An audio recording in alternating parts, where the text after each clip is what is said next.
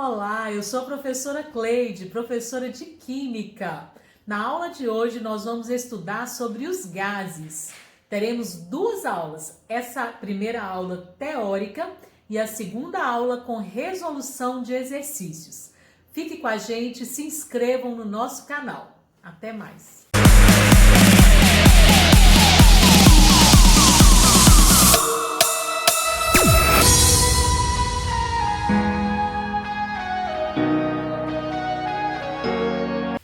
Estudo dos gases. Os gases são substâncias muito importantes em nosso cotidiano. Qual a diferença entre uma substância no estado gasoso, sólido e líquido? Observem que no estado gasoso, as moléculas estão muito afastadas umas das outras. No estado sólido e líquido, elas estão mais agrupadas.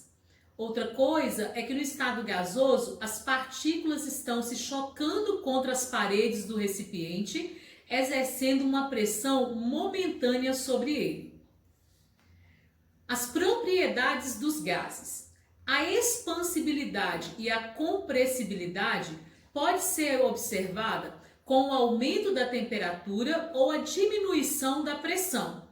Observa-se quando aumenta a temperatura, há uma contração das partículas gasosas, ao passo que se diminuir a pressão, há uma expansão das partículas gasosas. Aumento de pressão, contrai. Diminuição da pressão, expansão. A expansibilidade e a compressibilidade também pode ser observada com a diminuição ou aumento da temperatura. Ao diminuir a temperatura, provocamos uma contração das partículas gasosas. Ao aumentar a temperatura, há uma expansão das partículas gasosas. A difusibilidade é uma propriedade muito interessante. Essa propriedade foi estudada por um cientista chamado Thomas Graham, e que determinou uma lei chamada de Lei de Graham, que refere-se à difusibilidade dos gases. A difusibilidade consiste na difusão gasosa e na efusão gasosa. Difusão é a capacidade que os gases possuem de se misturarem espontaneamente um no outro. Por isso que quando borrifamos um perfume, podemos observar que o aroma se espalha no ar, misturando-se com os gases presentes na atmosfera. Já a efusão é a capacidade que o gás tem de atravessar pequenos orifícios. Daí alguns balões podem murchar com o passar do tempo. Quanto menor a massa de um gás, maior será a sua velocidade de difusibilidade. Por exemplo, o gás hélio possui massa 4, enquanto o gás metano, massa 16. O gás hélio sofrerá difusão com maior velocidade do que o gás metano. A dilatação, que é o aumento de volume ocasionado pelo aumento de temperatura, pode ser muito perigosa, como acontece nesse vídeo, em que um pneu, sob alta pressão e alta temperatura, explode. Você sabe a diferença entre gás e vapor? Para quem pensou que era a mesma coisa, não é. O vapor é uma substância que pode facilmente liquefazer-se, como acontece quando tampamos uma panela com água. O vapor de água, ao colidir com a tampa, sofre um resfriamento e passa para o estado líquido. O que não aconteceria se tivéssemos um gás, pois os gases, para serem transformados em líquido, seria necessário dois processos simultâneos: aumento de pressão e diminuição da temperatura. A esse processo chamamos de condensação. Resumindo, podemos dizer que um gás, ao ser pressionado, ele vai continuar sendo um gás. Mas um vapor, ao ser pressionado, ele se transformará em líquido. Para que um gás passe para o estado líquido, não basta um aumento de pressão ou a diminuição da temperatura. É preciso as duas coisas ao mesmo tempo. Outra diferença entre gás e vapor é a temperatura crítica. Temperatura crítica é a temperatura acima da qual a substância só pode existir na forma de gás, sendo impossível mudar o seu estado gasoso para o líquido apenas com aumento de pressão. Observem que nesse diagrama de fases da água, nós temos o estado vapor e o gás, ou seja, acima da temperatura crítica. Gás ideal ou gás perfeito. O gás ideal é um modelo que foi idealizado pelos cientistas para facilitar o estado dos gases. Para que um gás seja considerado um gás ideal, ele precisa estar de acordo com a teoria cinética dos gases e satisfazer as leis das transformações gasosas. De acordo com a teoria cinética dos gases, as partículas dos gases estão em movimento constante e desordenado. Quanto maior a temperatura, maior a velocidade das partículas dos gases. A força de atração entre as partículas é quase nula. Observe que no estado gasoso, as partículas estão afastadas umas das outras. Então, praticamente não há força de atração unindo essas partículas. Outra coisa é que as moléculas dos gases submetidos a uma mesma pressão apresentam a mesma energia de movimento. A trajetória de uma partícula de um gás é sempre retilínea. Ela só irá se alterar se colidir com outras partículas. Nessa colisão, não há perda de energia total cinética, embora possa acontecer troca de energia entre essas partículas. O último ponto aqui da teoria cinética dos gases afirma que a distância entre as partículas gasosas é muito maior que o tamanho dessas partículas. Bem, então, para que um gás seja considerado ideal, ele precisa estar de acordo com essa teoria cinética. Temos aqui uma analogia para comparar um gás ideal com uma mulher ideal, ou ainda podemos comparar com um homem ideal. O que você consideraria como sendo uma mulher ideal ou um homem ideal? Bem, a mulher ideal é aquela que não vai te pressionar, assim como o homem também, né? Não vai ficar te perturbando, impedindo que você saia, implicando com você. Essa seria a mulher ideal ou o homem ideal. Não vai ser como esse casal aqui, né? Em que a mulher fica brigando com ele até mesmo depois da morte. A mulher ideal ou o homem ideal é aquela que vai exercer baixa pressão. Então, com essa analogia, nós podemos fazer uma comparação com o gás ideal, pois o gás real, ele vai se aproximar do gás ideal quando ele estiver sobre baixa pressão, mas uma elevada temperatura. Para caracterizar o estado gasoso, vamos precisar de ter o conhecimento de três grandezas: a pressão, a temperatura e o volume. Ao provocar a variação de uma dessas grandezas, podemos provocar a modificação das outras duas. Isso está de acordo com algumas leis que nós vamos ver agora. Ainda caracterizando as grandezas, vamos falar um pouquinho da pressão. A pressão, ela tem várias unidades. As mais utilizadas milímetros de mercúrio e atm. Algumas vezes será necessário converter essas unidades. A temperatura consiste no grau médio de agitação das partículas de um corpo. Portanto, quanto maior o grau de agitação das partículas, maior a temperatura. São 3 unidades básicas para a temperatura: Celsius, Fahrenheit e Kelvin.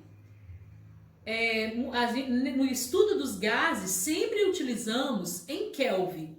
Portanto, sempre que ele tiver em Celsius ou Fahrenheit, terá que ser feito a conversão para Kelvin. Quanto ao volume, há várias unidades para volume. As principais são metro cúbico, litro ou decímetro cúbico, mililitro ou centímetro cúbico. Também é necessário algumas vezes fazer a conversão, pois o volume, em se tratando do estudo do gás, é sempre dado em litro.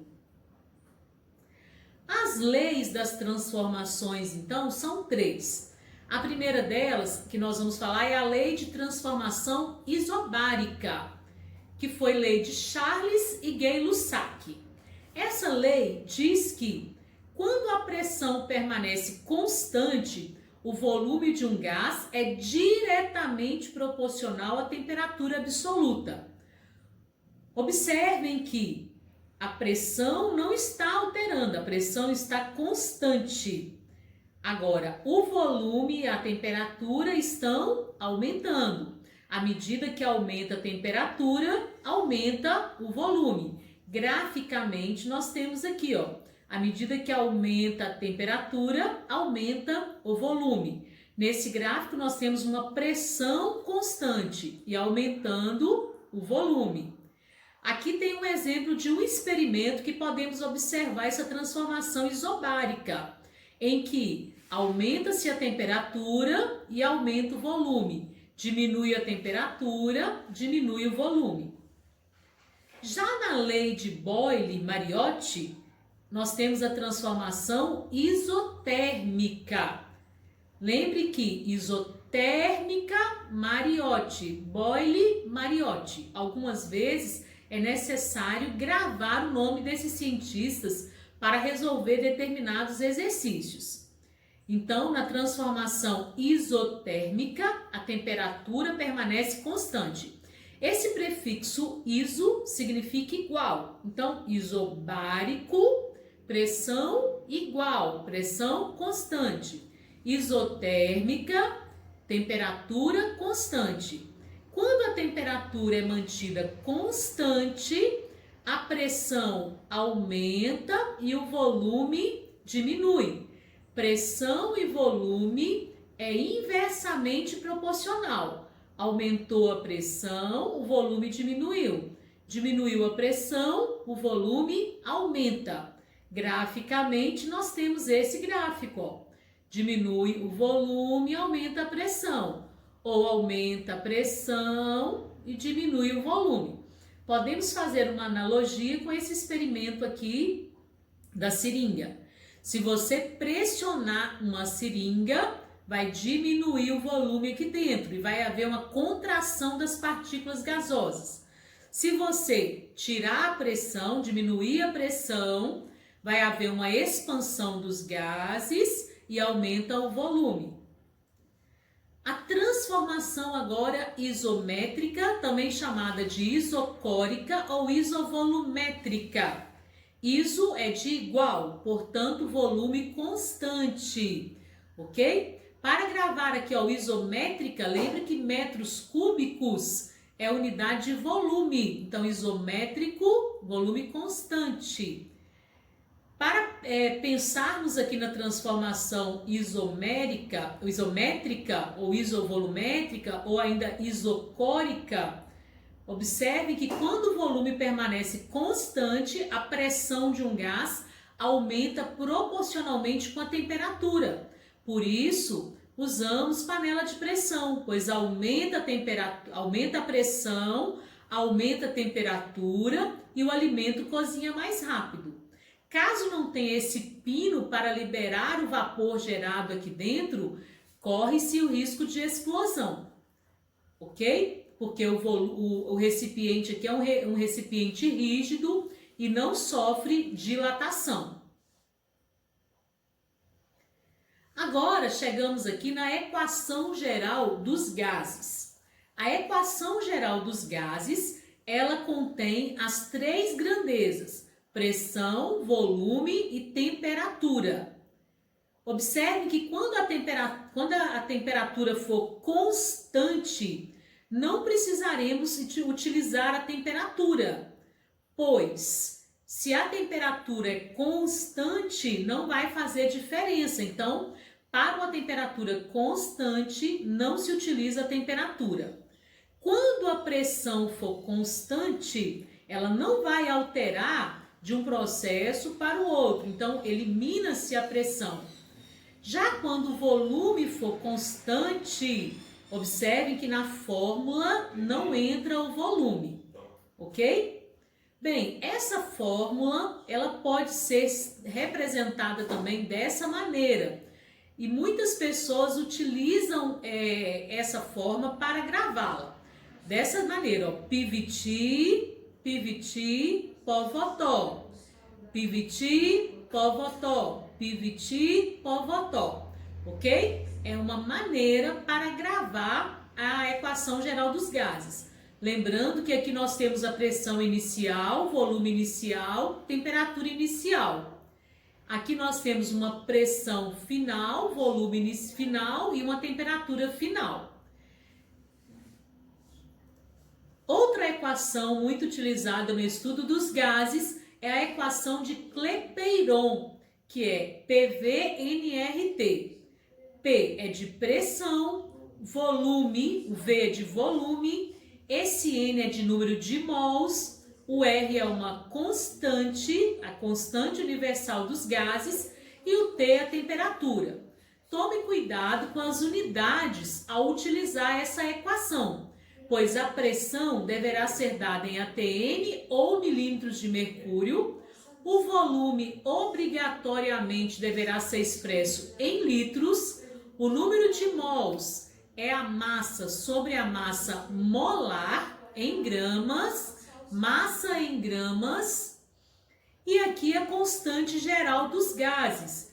Se a constante for dada em atm, você precisa utilizar a pressão em atm.